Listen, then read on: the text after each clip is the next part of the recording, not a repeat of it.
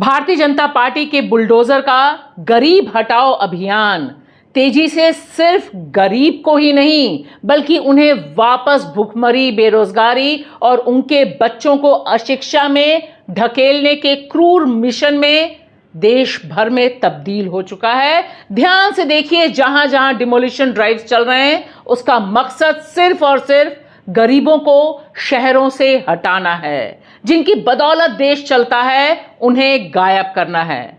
और देश की राजधानी दिल्ली इसका सबसे क्रूर एग्जाम्पल बनकर सामने आया है। नमस्कार दोस्तों, मैं भाषा और आप देख रहे हैं बेबाक भाषा पे 2 टूक कार्यक्रम।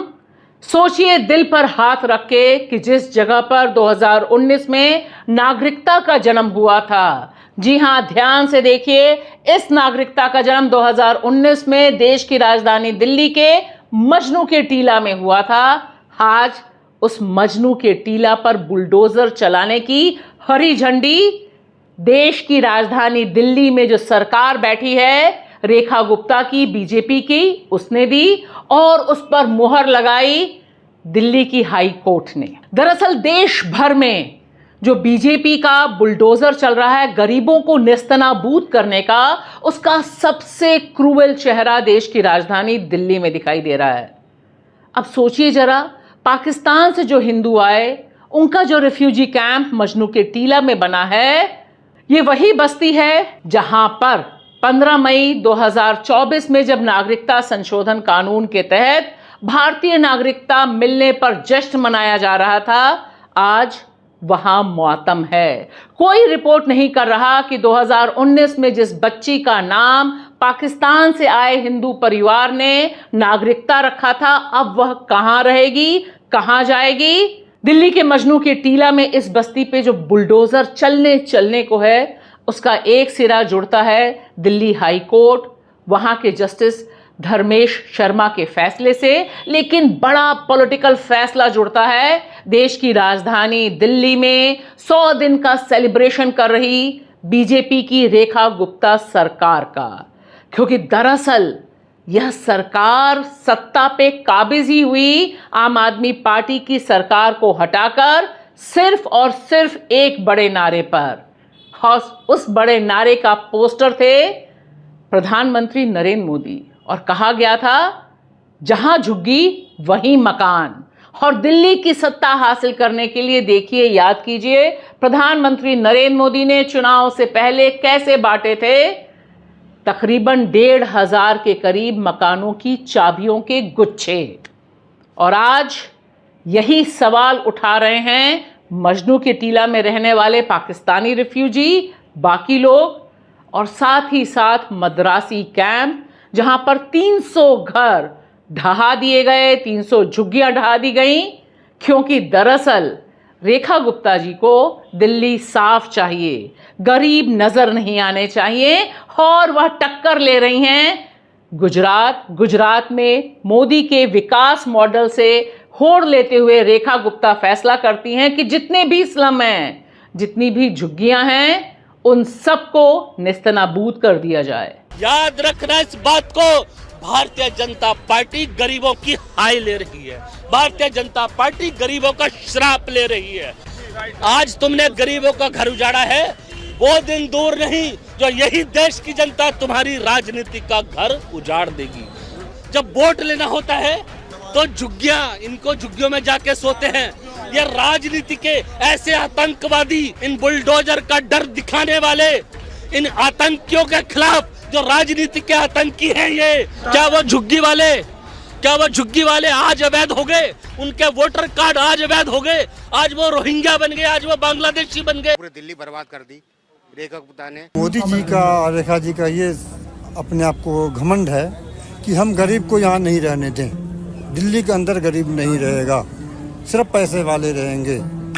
वोट ले लिए, हमारा सरकार बन गया, अब हमें जरूरत नहीं है गरीबों को।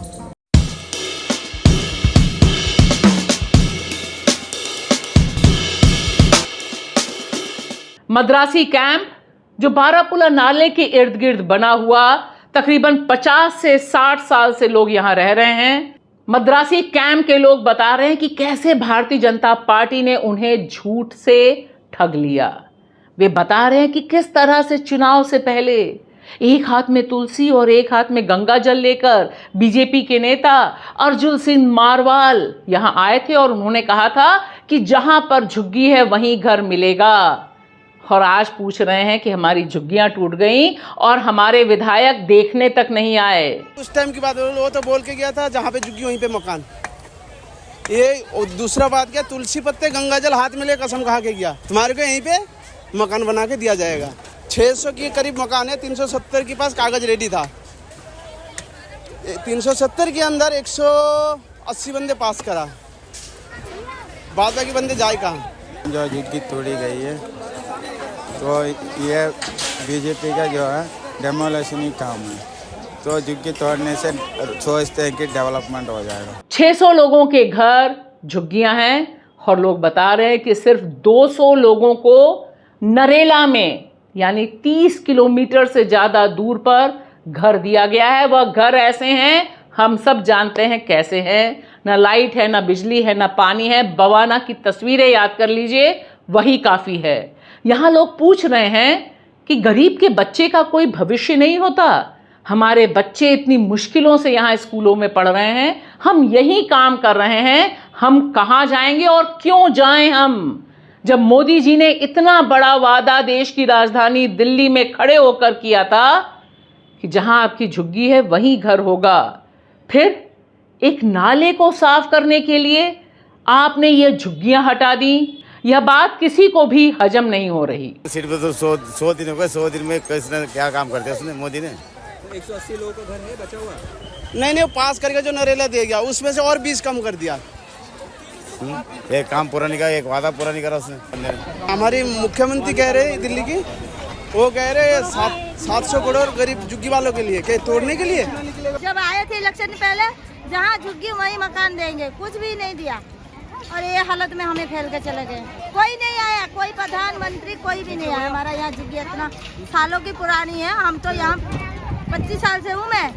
प्रधानमंत्री आवास योजना के तहत दिल्ली में डीडीए द्वारा निर्मित 1675, जी हाँ 1675 फ्लैटों की चाबी खुद देश के प्रधानमंत्री नरेंद्र मोदी ने झुग्गी वालों को सौंपी थी और यह ऐलान किया था कि अब ऐसा ही हाल सारी झुग्गी पट्टी का होगा, यानी जितनी भी झुग्गियां हैं वहां पर। और हमें आंखों के आगे क्या होता दिखाई दे रहा है कि सारी झुग्गियां तोड़ी जा रही हैं। चीख चीख कर लोग बता रहे हैं और यह जो दृश्य है कि अपने ही टूटे हुए मकान से सामान निकाल रहे हैं लोग, दरअसल यह रेखा गुप्ता और बीजेपी का अचीवमेंट है, जिसे कोई भी अखबार, कोई भी मीडिया दिखा नहीं रहा है।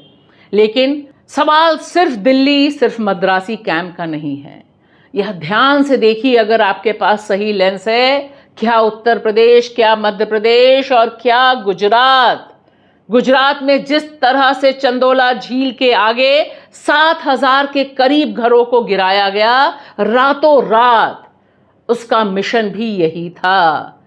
गरीबों को दफा करो और गरीबों में भी जो मुसलमान हैं, दलित हैं, अति पिछड़े हैं, उनको मटिया मेट कर दो। इसी क्रम में देखिए 28 मई 2025 हरकेश नगर में ऐसे ही डिमोलिशन ड्राइव चलता है और बड़े पैमाने पर, जी हाँ बड़े पैमाने पर जो दुकानें हैं, छोटी छोटी दुकानें हैं, उनको तोड़ा जाता है। हाहाकार मचता है। सरोजनी नगर मार्केट जो लंबे समय से यंगस्टर्स का अड्डा रहा है और अनगिनत लोगों की जिंदगी का इकलौता साधन, उसे खत्म कर दिया जाता है। वजह बड़ी पूंजी का खेल। और देखिए बाटला हाउस, मई 2025 में बाटला हाउस में जो सकरी सकरी गलियां हैं, वहां 100 से अधिक घरों पर नोटिस जाता है और यह नोटिस जाता है सुप्रीम कोर्ट के डायरेक्टिव के हिसाब से कि जो अनऑथराइज्ड इंक्रोचमेंट हैं उन्हें तुरंत खत्म किया जाए। दिल्ली हाई कोर्ट एक इलाके में बुलडोज़र को रोकती है, लेकिन हम सब जानते हैं यह जो बीजेपी का बुलडोज़र है यह रुकता नहीं है और अगर गरीब हो और मुसलमान हो तब तो चिंगाड़ चिंगाड़ कर रौंदता है इलाके को। ये देखिए, ये डीडीए ने नोटिस लगाए आज ही। कमाल की बात ये है कि 3-4 दिन पहले यूपी इरिगेशन जागता है, वेंटिलेटर पे से अकल आती है उसके। 2 दिन बाद डीडीए कहता है हाँ हमें भी पता है कि जमीन हमारी है। 2 दिन बाद डीडीए अब यहाँ पर हमारी प्रॉपर्टी जो जितनी मुरादी रोड पर हम लोगों की प्रॉपर्टी है, मुसलमानों की प्रॉपर्टी है, आज यहाँ पर नोटिस लगा दिया कि ये इनके बाप की प्रॉपर्टी है। जब डीडीए 60 साल पहले बनी तो डीडीए का नोटिस क्या मायने रखता है? 60 साल में वजूद में आने वाली जो एक तंजीम है, एक ऑर्गेनाइजेशन है, सरकार के साथ काम करती है, वो 80 साल पुराने लोगों को कैसे कह सकते हैं कि इलीगल जमीन है? और यमुना ब्रिज, यमुना खादर, शास्त्री पार्क, मार्च 2025, यहाँ पर जो झुग्गियाँ हैं, झुग्गियों की सीरीज है, उन्हें किस तरह से रातों रात नेस्तनाबूद किया जाता है, गिराया जाता है। और यहाँ पर भी जो लोग रह रहे थे, वे सब चीख चीख कर चिल्लाते रहते हैं कि हमें कोई पहले से नोटिस नहीं दी गई और हमने बीजेपी को इसलिए वोट दिया था क्योंकि बीजेपी ने तो यहाँ आकर यह कहा था